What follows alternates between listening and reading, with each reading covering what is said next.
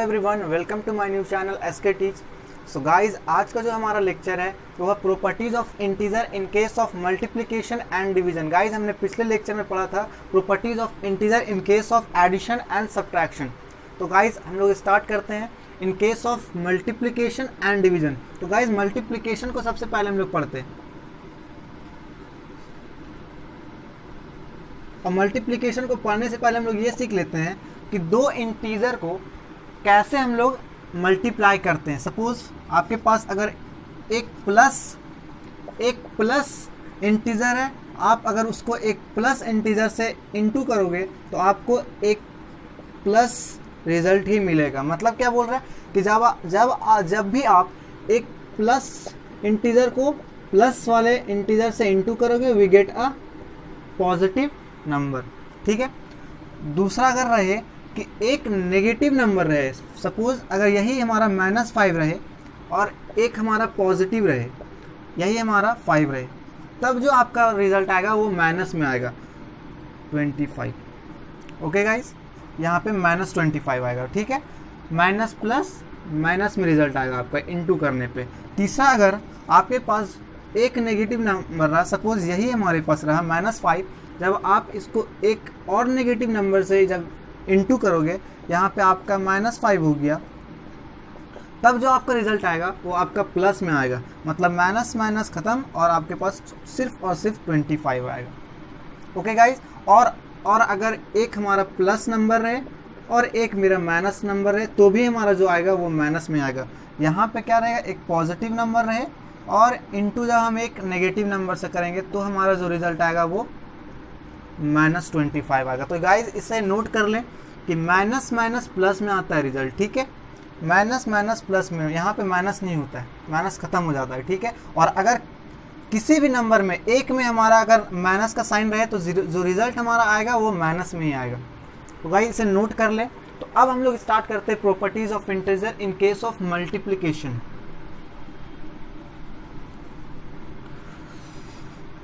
यहाँ पर डिवीजन को मिटा देते हैं।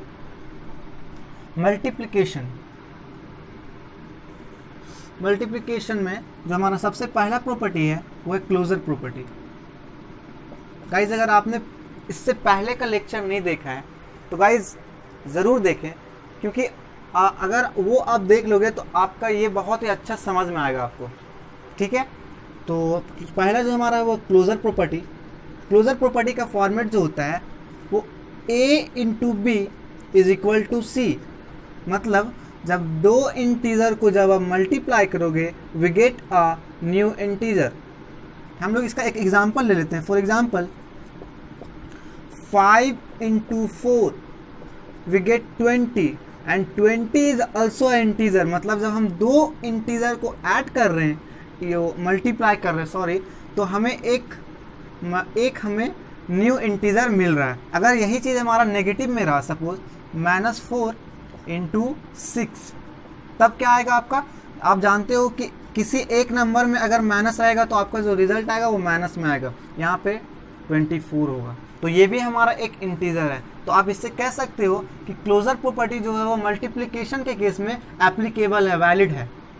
ओके गाइस, तो यही हमारा है क्लोजर प्रॉपर्टी। अब सेकेंड हम लोग आते हैं कॉम्यूटेटिव प्रॉपर्टी, और ये आप याद रखोगे कि A × B = C, ये हमारा क्लोजर प्रॉपर्टी का फॉर्मेट है। ठीक है, सेकेंड हमारा क्या है, कॉम्यूटेटिव प्रॉपर्टी।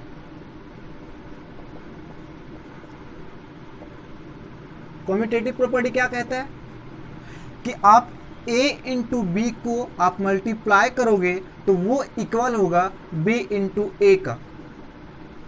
ये कहता है हमारा। मतलब जब आप फर्स्ट इंटीजर को सेकंड से मल्टीप्लाई करोगे तो वो इक्वल होगा सेकंड को जब अगर फर्स्ट से कर। तो इसका हम लोग एक एग्जांपल ले लेते हैं। सपोज आपके पास 8 है, 8 को आप मल्टीप्लाई किए 5 से तो वो इक्वल होगा 5 × 8 से।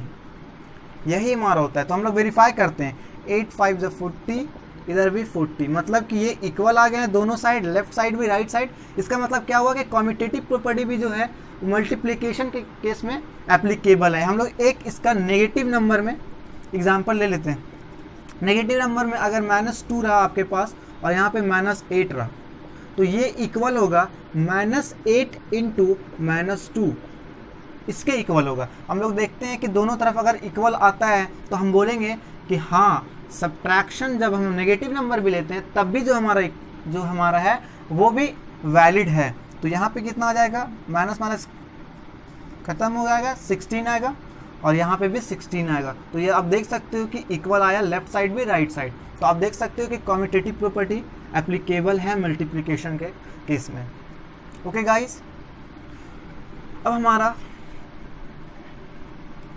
जो थर्ड प्रॉपर्टी है वो हमारा एसोसिएटिव प्रॉपर्टी।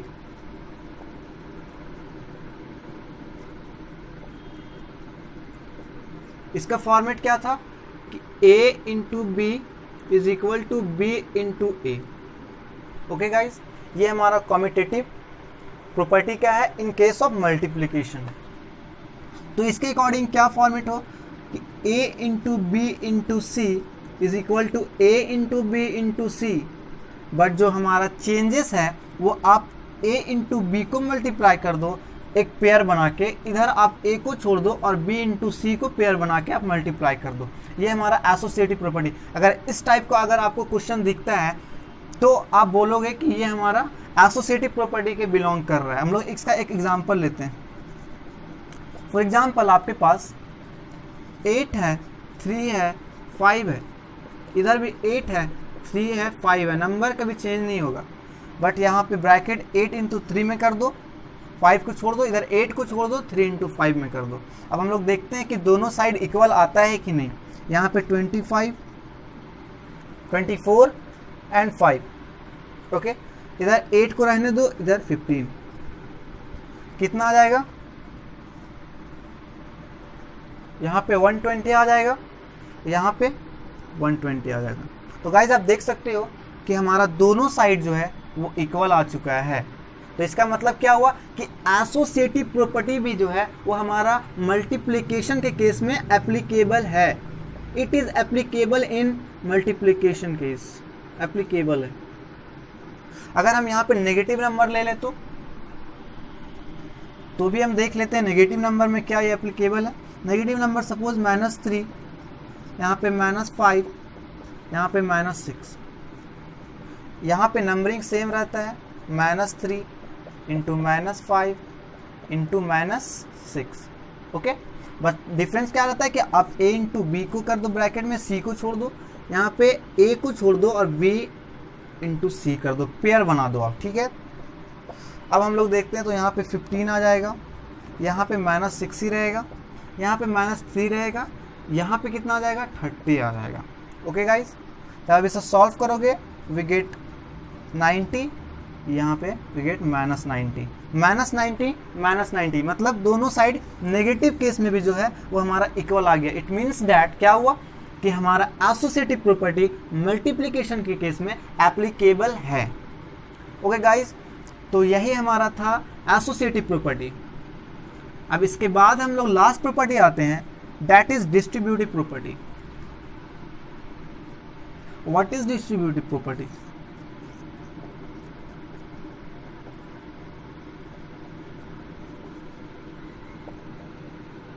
डिस्ट्रीब्यूटिव प्रॉपर्टी क्या होता है? सपोज फर्स्ट ऑफ ऑल इसको हम लोग लिख लेते हैं कि एसोसिएटिव प्रॉपर्टी का क्या फॉर्मेट था, a into b into c is equal to a into b into c, but difference is a into b को पेयर में, इधर a को छोड़ दो, b इंटू सी पेयर में हमारा रहेगा, यहाँ पे c है। ठीक है, ओके। डिस्ट्रीब्यूटिव प्रॉपर्टी कहता है कि आप a और b प्लस c कर दो, ये हमारा इक्वल होना चाहिए a into B plus a into C. समझिए क्या बोल रहा है कि a ब्रैकेट में आप b प्लस ये ले लो, b प्लस सी, वो इक्वल होना चाहिए a into B plus a into C. अब हम लोग इसको एग्जाम्पल से अच्छा से समझते हैं। एग्जाम्पल अगर ले लो, पॉजिटिव नंबर का पहले लेते हैं। सपोज आपके पास 3 है, यहाँ पे आपके पास 5 है, यहाँ पे आपके पास 6 है। ओके, आप इधर क्या करोगे, इधर आपको निकालने के लिए आप 3 को फर्स्ट ऑफ ऑल 5 से इंटू करो, 3 इंटू 5 पहला, प्लस डाल दो। उसके बाद आप क्या करो, 3 को 6 से मल्टीप्लाई करो, 3 इंटू 6। ओके गाइज, इस तरह से आप तोड़ोगे जब भी अगर वो ब्रैकेट में दिया रहे तो। हम लोग देखते हैं कि अगर दोनों साइड इक्वल है कि नहीं। तो फर्स्ट ऑफ ऑल आप ब्रैकेट में ऐड करोगे तो आपका आएगा 11, यहाँ पे आपका कितना आएगा 15, यहाँ पे कितना आ जाएगा 18। ओके, तो आप जब दोनों तरफ करोगे यहाँ पे तो 33 आ जाएगा, यहाँ पे 33 आ जाएगा।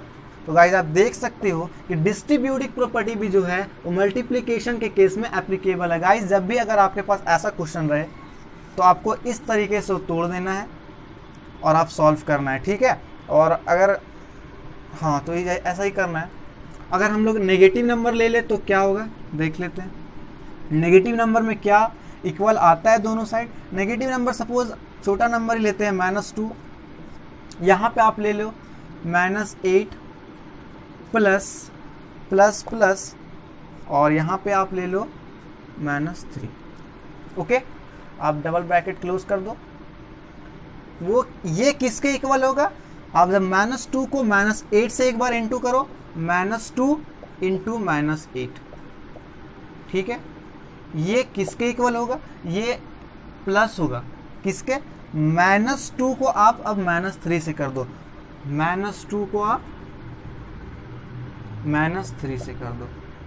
गाइस आप समझ रहे हो कि माइनस मैंने क्या किया, a को एक बार b से किया, फिर a को मैंने c से किया, ठीक है। हम लोग देखते हैं कि दोनों साइड इक्वल आता है कि नहीं। -2 रहने दो, ब्रैकेट में कितना आएगा -8 प्लस -3। ओके, यहाँ पे क्या आएगा -2 इंटू -8 16, यहाँ पे कितना आएगा प्लस -2 इंटू -3 6। ओके, यहाँ पे अब हम लोग देखते हैं -2 इंटू -8 इंटू -3 -11। ओके गाइज, यहाँ पे कितना आएगा 22, इधर कितना आएगा 22, इधर भी मेरा 22 है। मतलब लेफ्ट साइड भी इक्वल आ गया, राइट साइड भी इक्वल आ गया। तो गाइज आप इससे यह भी कह सकते हो कि नेगेटिव नंबर जब हम लोग ले रहे हैं तो भी हमारा जो है वो डिस्ट्रीब्यूटिव प्रॉपर्टी मल्टीप्लिकेशन के केस में एप्लीकेबल है। तो गाइज इसका फॉर्मेट लिख लेते हैं हम लोग। इसका फॉर्मेट क्या था कि यहाँ पे लिख देते हैं a b plus c equal होगा a को आप b से करो प्लस a को आप c से करो, इसी के इक्वल हमारा है। तो भाई इसे नोट कर ले आप। और आप देख सकते हो कि मल्टीप्लिकेशन के केस में चारों प्रॉपर्टी जो था वो एप्लीकेबल था। अब हम लोग आते हैं, तो यही हमारा था मल्टीप्लिकेशन केस। और एक छोटा सी चीज़ और हम लोग जान लेते हैं कि अगर कोई भी नंबर को आप अगर 1 से इंटू करते हो, सपोज आपके पास 12 है, जब आप इसको 1 से करोगे वी गेट 12, आपको वही नंबर मिलेगा। सपोज अगर आप नेगेटिव नंबर भी आप करते हो -50, आप जब 1 से इंटू करोगे वी गेट -50, आपको वही नंबर मिलेगा, ठीक है गाइस। और अगर इसमें चेंजेस आ जाए कि -1 से इंटू करोगे किसी भी नंबर को तो क्या मिलेगा, आपको इंटू करोगे तो 20 इंटू -1, तब आपको क्या मिलेगा -20। साइन क्या हो गया, चेंज हो गया। आप देख सकते हो उसमें क्या था 20 इंटू 1 था, आपको 20 मिला था, बट इसमें -1 तो यहाँ पे -20 आया। सपोज अगर नेगेटिव नंबर है तो क्या होगा -14 इंटू -1, आप -14 लिए, यहाँ पे आपका 14 आ जाएगा। मतलब साइन जो है वो हमारा चेंज हो जाता है -1 लेने से। और अगर सिर्फ 1 से किसी नंबर को इंटू करते हैं तो आपको सेम नंबर ही मिलता है। तो आप इसका ये भी फॉर्मेट ले लो कि a into 1 we get a, ठीक है। ये हमारा प्लस का था। और दूसरा था कि a into -1 we get -a, ये भी एक फॉर्मेट है हमारा, तो इसे भी आप नोट कर लो।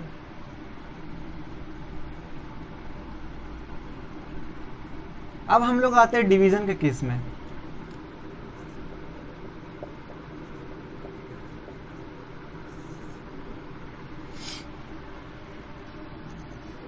तो गाइज डिवीजन की प्रॉपर्टी देखने से पहले हम लोग ये देख लेते हैं ना कि अगर हम लोग 1 से किए a इंटू 1 तो मेरा a आया, ठीक है, a इंटू -1 किया तो मेरा -a आया।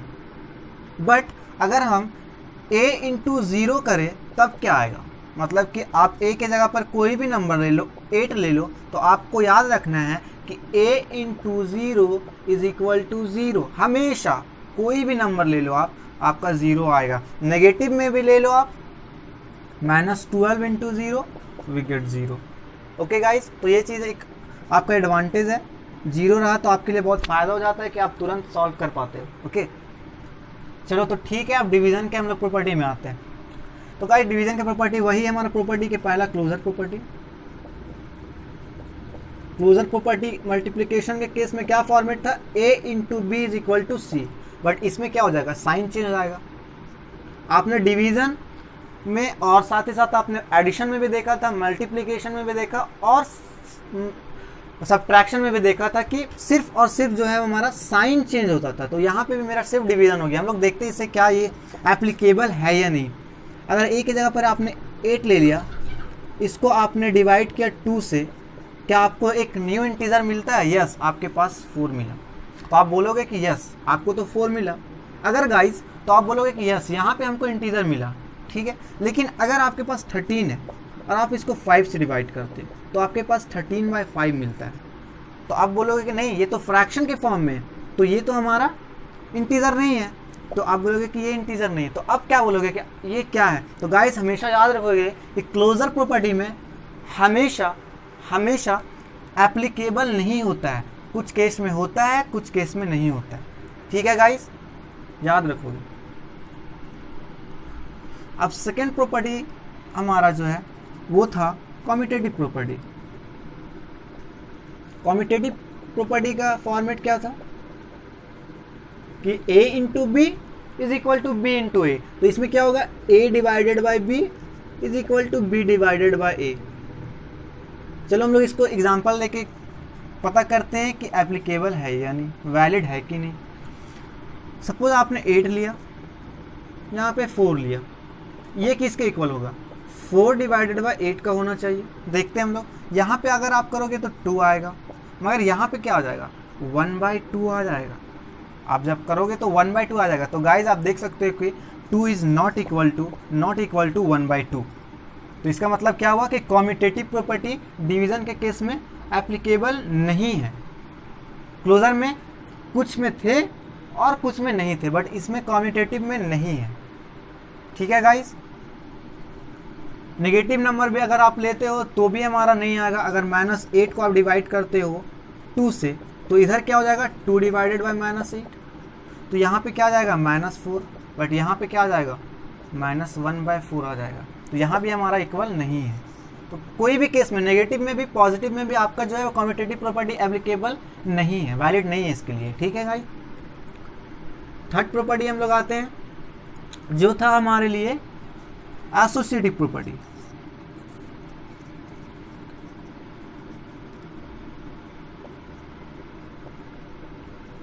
एसोसिएटिव प्रॉपर्टी के लिए मल्टीप्लिकेशन में क्या फॉर्मेट था कि a into b into c equal है a into b into c, but यहाँ पे a इंटू बी था ब्रैकेट में, यहाँ पे b इंटू सी था। तो यहाँ पे क्या हो जाएगा कि सिर्फ हमारा साइन चेंज हो जाएगा। यहाँ पे साइन क्या हो जाएगा, डिवाइडेड का साइन हो जाएगा।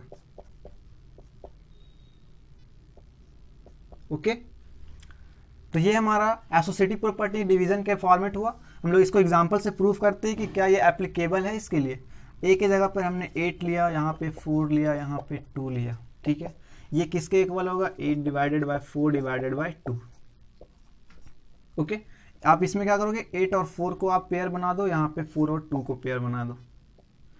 जब इधर आप सॉल्व करते हो लेफ्ट साइड, तो यहाँ पे क्या आएगा, 2 डिवाइडेड बाई 2, इधर क्या आएगा, 8 को रहने दो, इधर मेरा आ जाएगा 2। गाइज यहाँ पे मेरा 1 आएगा, 2 को आप 2 से डिवाइड करोगे, 1 मेरा क्वेश्चन बचा। बट यहाँ पे क्या आएगा और यहाँ पे क्या आएगा, 4 आएगा, ठीक है गाइज, यहाँ पे 1। तो गाइज आप देख सकते हो कि 1 इज नॉट इक्वल टू 4। तो आप इससे ये भी बोल सकते हो कि एसोसिएटिव प्रॉपर्टी डिवीजन के केस में एप्लीकेबल नहीं है। अगर गाइज आप अगर नेगेटिव नंबर ले लेते हो तो हम लोग देख लेते हैं। पॉजिटिव नंबर तो हमने देखा कि एप्लीकेबल नहीं है। अगर हम लोग नेगेटिव नंबर ले ले लाइक -12 डिवाइड किया हमने -4 से, डिवाइड किया हमने -2 से, ओके। इधर -12 डिवाइडेड बाय -4 डिवाइडेड बाय -2। यहाँ पे क्या होगा, आप इन लोग दोनों को पेयर में कर दो, यहाँ पे 12 को छोड़ दो, इन लोग दोनों को पेयर में कर दो। यहाँ पे आप करोगे तो आपका सिर्फ और सिर्फ आएगा 3 डिवाइडेड बाय -2। यहाँ पे -12 रहने दो, यहाँ पे सिर्फ और सिर्फ आपका 2 आएगा। अब इसे करोगे तो यही आएगा मेरा -3/2 आएगा। इधर आपका आ जाएगा -6। तो गाइस देख सकते हो कि जब आपने नेगेटिव नंबर भी लिया तो आपका इक्वल नहीं आया। तो गाइस हमने यही देखा कि डिवीजन के केस में कोई भी हर एक प्रॉपर्टी एप्लीकेबल नहीं है, कोई भी प्रॉपर्टी एप्लीकेबल नहीं था। बट क्लोजर प्रॉपर्टी में क्या था कि कुछ केसेस में एप्लीकेबल था। ओके गाइस, तो यही था हमारा आज का लेक्चर। तो गाइस हम लोग जब अगले लेक्चर में जो है वो प्रॉपर्टीज ऑफ इंटीजर के बेस्ड बहुत ही अच्छे क्वेश्चन करेंगे, जिससे आपके कॉन्सेप्ट जो है वो पूरी क्लियर हो जाएगा। अगर गाइज आपको अगर ये वीडियो अच्छा लगता है तो प्लीज़ लाइक करें, शेयर करें, सब्सक्राइब करें और साथ ही साथ बेल आइकन को जरूर दबाएं ताकि जो हमारा वीडियो आप तक पहुंच सके। तो गाइज हम मिलते हैं एक न्यू वीडियो में।